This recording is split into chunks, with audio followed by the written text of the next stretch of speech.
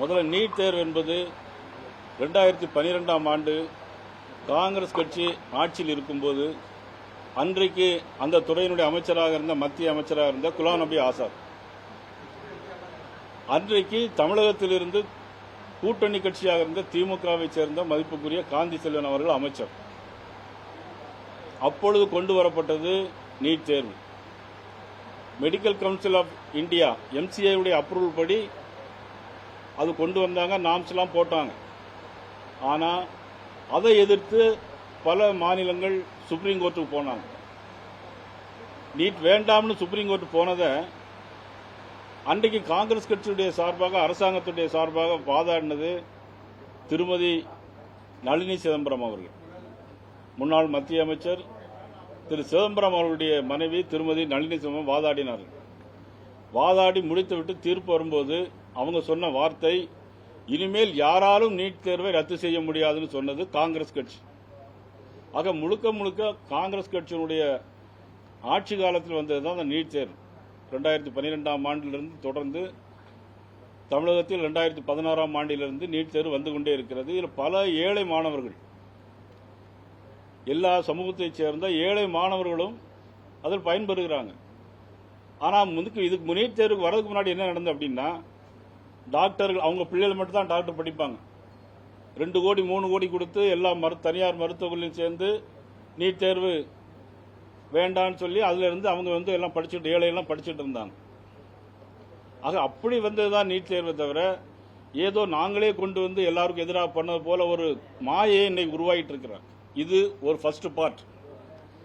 2வது பார்ட், இப்போ நடந்த போராட்டம் கிட்டத்தட்ட 10 வருஷத்துக்கு மேலாக 10 வருஷத்துக்கு மேல நடைபெற்றுக் கொண்டிருந்த ஒரு தேர்வு. அதற்கு இப்பொழுது போராட்டம் யார் முன்னெடுக்கிறாங்கன்னா காங்கிரஸ் கட்சி முன்னெடுக்கு. மே மாசம் 3ஆம் தேதி நீட் தேர்வு எக்ஸாம். ஆனா அதுல 4 நாள் கழிச்சு ஒரு கசிவு ஏற்படுது. என்னன்னா லீக் ஆயிடுச்சுங்கிற ஒரு செய்தி வந்த உடனே அது கண்டுபிடிச்சது ராகுல் காந்தியோ மற்ற அரசியல் கட்சிகளோ கிடையாது. அது கண்டுபிடிச்சது எந்த நீட் தேர்வு நடத்தக்கூடிய நேஷனல் டெஸ்டிங் ஏஜென்ட் NTA தான் கண்டுபிடிச்சாங்க. கண்டுபிடிச்சு என்ன பண்ணாங்க, உடனடியாக ரத்து பண்ணாங்க. ரத்து பண்ணி ஜூன் மாதம் 20ஆம் தேதி தேர்தலையும் நடத்தி அந்த தேர்வையும் நடத்தினாங்க. தேர்வை நடத்தி முடிச்சு கிட்டத்தட்ட 20 லட்சம் பேர் அந்த பரீட்சை எழுதி நல்ல முறையில் நடந்து முடிஞ்சிருச்சு. இதற்கிடையில் இந்த செய்தியை கேள்விப்பட்ட உடனே மத்திய அமைச்சர் தர்மேந்திர பிரதான் அவர்களே மாணவர்களிடம் சென்று நேரடியாக தவறுக்கு நாங்கள் வருந்துகிறோம்னு வருத்தத்தையும் தெரிவிச்சாச்சு. இதற்கிடையில் மத்திய அமைச்சர் மதிப்புக்குரிய JP நட்டா அவர்கள் இந்த GJP மாணவர்கள் 2 பேரை அழைத்து கூட சமாதானத்துக்கு பேசியிருக்காங்க. பாரத மோடி அவர்கள் உடனடியாக உத்தரவிட்டு சம்பந்தப்பட்ட 13 பேர்களை உடனடியாக கைது செய்து அவர்களுக்கு நடவடிக்கை எடுப்போம். மாணவர்களுடைய நலன்தான், இளைஞருடைய நலன்தான் எங்களுடைய எதிர்காலமே என்று சொன்ன நமது பாரத பிரதமர் நரேந்திர மோடி அவர்கள் உடனடியாக அதை நடவடிக்கை எடுத்து ஃபாஸ்ட் கோர்ட் விரைவு நீதிமன்றத்திற்கு உத்தரவிட்டு இவர்கள் நடவடிக்கையில் இருக்கிறார்கள். விரைவில் அதற்கான தண்டனை வழங்கப்படும் இன்னைக்கு உத்தரவாதம் கொடுக்காங்க. இவ்வளவு தூரம் பண்ணி தொடர்ந்து அந்த போராட்டத்தை நடத்திட்டு இருக்காங்க. அப்படின்னா காக்ரோச் பார்ட்டி பின்னால போய் நிக்கிறார். அப்படின்னா காங்கிரஸ் கட்சியை பொறுத்தவரை இன்னைக்கு கழுத தேஞ்சு கட்டருமான கதையில் இன்னைக்கு காங்கிரஸ் கட்சி யார் ஆதரவு தருவாங்க, எங்க போய் ஒட்டலாம், எங்க போய் அமைச்சர் பதவி கிடைக்கும் அப்படிங்கறத ராஜீவ்காந்தி ஓடிட்டு இருக்காரு.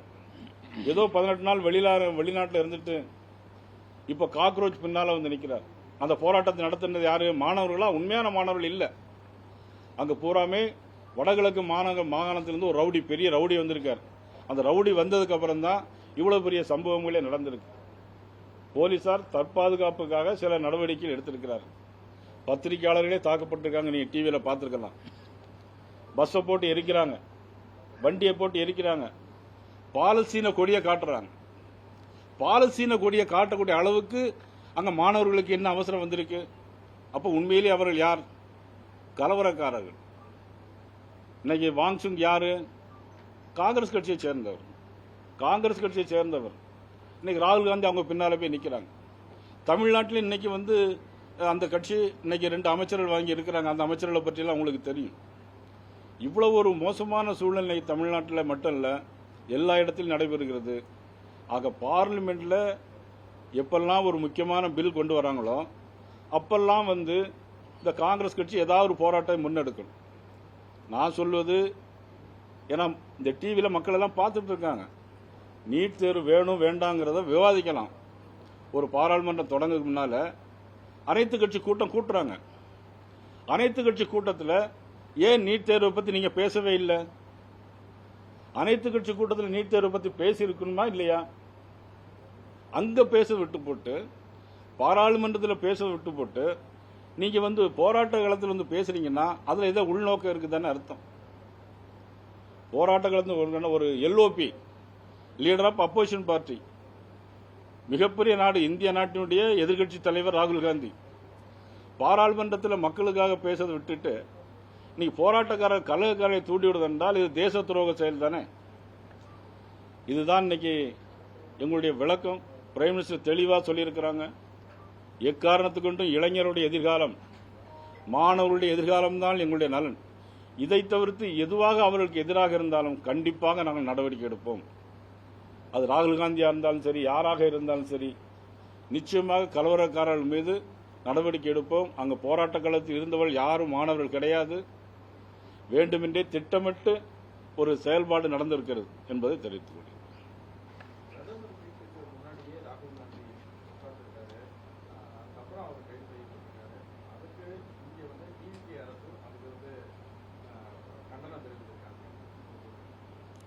டிவிகே அரசு, தமிழ்நாடு அரசு ரொம்ப வருத்தமான ஒரு செய்தி.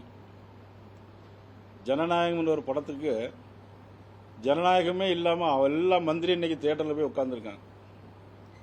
ஒருத்தர் தேம்பி தேம்பி அழுதுறாரு. நான் யாரோ பக்கத்துக்கு இருந்தவங்க யாராவது எதுவும் நடந்து போச்சோ என்னதோ ஏதோன்னு பார்த்தா, ஏன்னா அவர் இனிமேல் நடிக்க மாட்டாராம், அதனால தேம்பி தேம்பி அழுதாரு. அதை 20-30 பேர் படம் எடுத்து போட்டுக்கிட்டு இருக்காங்க. உண்மையிலே ரொம்ப வருத்தமும் வேதனையுமான செய்தி. ஒருத்தர் திரும்பி திரும்பி அழுதார். அவர் பேர் கல்லானை, இன்னொரு அமைச்சர் பர்வேஸ், அப்புறம் சபாநாயகர், நம்முடைய மேதகு இல்ல மாண்புமிகு சபாநாயகர். அவர் சொல்றார், உலகஸ்டு வாலிபன் திரைப்படத்துக்கு பிறகு நான் பார்த்த முதல் படம் இந்த ஜனநாயகம். ரொம்ப முக்கியம், ரொம்ப அவசரம். இன்னைக்கு என்ன சனிக்கிழமை ஞாயிற்றுக்கிழமையா லீவாயா? இன்னைக்கு ஒர்க்கிங் டே, பட்ஜெட் 5ஆம் தேதி. நீங்க எங்க இருக்கீங்க? சினிமா தியேட்டர்ல போயிருக்கீங்க. கேட்டா உலகஸ்டு வாலிபன் படத்துக்கு அப்புறம் நாங்க அதை பார்க்கிறோம்னு சொல்லியிருக்கு. நான் அந்த முதலமைச்சரை கேட்கிறேன், பக்கத்தில் கர்நாடகா யார் அரசாங்கம்? பக்கத்தில் அரசாங்கம் யாருடைய அரசாங்கம்? காங்கிரஸ் கட்சியுடைய அரசாங்கம். நீங்க காங்கிரஸ் கட்சியில் கூட்டணி மந்திரி சபையில் இருக்கீங்க. இன்னைக்கு மேட்டூர் அணையில் தண்ணி திறக்கல. இன்னைக்கு ஜூன் மாசம் திறக்க வேண்டிய தண்ணீர் இன்னைக்கு வரல. ஆனா இன்னைக்கு அவங்க எதோ பத்தி பேசிட்டு இருக்காங்கன்னா நீட் தேர்வை பத்தி பேசிட்டு. இந்த முதலமைச்சர் கர்நாடக முதலமைச்சரை பார்த்து பேசுறதுக்கு வக்கு இல்ல, திராணி இல்ல. நீங்க சினிமா தியேட்டர்ல அவ்வளவு அமைச்சரும் போய் படம் பார்த்துட்டு இருக்காங்கன்னா ஓட்டு போட்ட பெரியவர்களை பார்த்து தான் நான் கேட்கணும். என்ன சொல்ல முடியும்? யார்கிட்ட போய் சொல்ல முடியும்? எவ்வளவு நாடு எவ்வளவு மோசமான நிலைமை போயிருக்கிறது. புரட்சித்தில் எம்ஜிஆர் இருந்தாங்க, புரட்சியில் அம்மா இருந்தாங்க, அரசியல் திரை உலகில் இருந்தா வந்தாங்க. அதற்காக தமிழ்நாடு, தமிழ் மக்கள் நலன், இன்னைக்கு காவிரி டெல்டா எல்லாமே இன்னைக்கு வறண்டு போயிருக்கு. வர இருக்கிற 1ஆம் தேதி பாரதிய ஜனதா கட்சியினுடைய சார்பாக மிகப்பெரிய ஒரு ஆர்ப்பாட்டம் தஞ்சாவூரில் நடைபெற இருக்கிறது. பாரதிய வருகிற 1ஆம் தேதி. தவிர்க்க முடியாத தம்ப்நெயில்ஸ், கலக்கலான கண்டென்ட்ஸ், சினிமாவும் சீரியஸ் பிரச்சனைகளும், பல வருடங்கள் இடைவெளிக்கு பிறகு இந்த படத்துல ஒரு கலகலப்பும் கைகலப்பும்.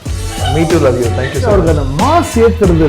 தான் இருக்காரே தவிர பிரேக்கே இல்லாமல் பிரேக்கிங் நியூஸ் சொல்லும் தந்தி டிவி ஆப். இன்ஸ்டா தலைமுறை வரை இறங்கி அடிக்கும் தந்தி டிவியின் டிஜிட்டல் எக்ஸ்க்ளூசிவ். அது தண்ணிக்குள்ள போகும்போது ஹேங் ஆயிடுச்சு. உங்களுக்கு விஜய் சார் எந்த அளவுக்கு ரொம்ப பிடிக்கும்? Of course, Malayalis are huge Vijay sir fans. ரெண்டு பேருமே ரொம்ப பிடிக்கும் எனக்கு. தந்தி டிவி ஆப்பை இலவசமா டவுன்லோட் செய்யுங்க.